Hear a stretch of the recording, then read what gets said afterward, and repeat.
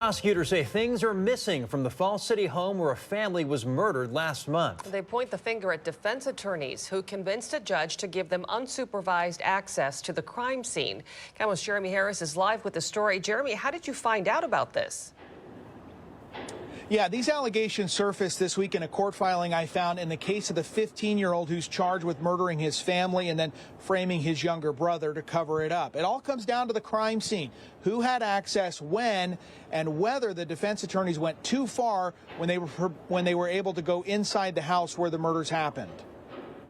Defense attorneys said they needed access to this home in Falls City before it was cleaned up from the murders of the Humiston family. And the defense did not want sheriff's investigators to be inside with them.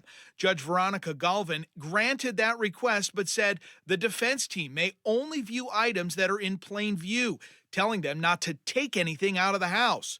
But now, prosecutors say that's exactly what happened. In this court filing, the King County prosecutor says a box of Clorox wipes is now missing from the house, and they accuse the defense of going through the victim's belongings. At this point, the prosecutor is still trying to learn just how extensive the violation of the court order may have been. Mark Lindquist is a former prosecutor and not affiliated with this case. He says allegations like this are unusual. What's unusual here is both the timing and the fact that the defense had unsupervised access. My impression is that there's more to this story than we currently know. From your perspective, what impact, if any, could this have on the criminal case? This is one of those side dramas that sometimes erupt in a high-stakes case, but the prosecution will press forward.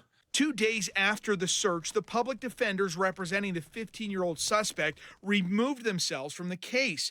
Prosecutors now want access to everything the defense collected inside the house, and a judge may want answers if the court's order wasn't followed. It seems a little sketchy at first glance, but it's not going to impact the overall progress of this prosecution.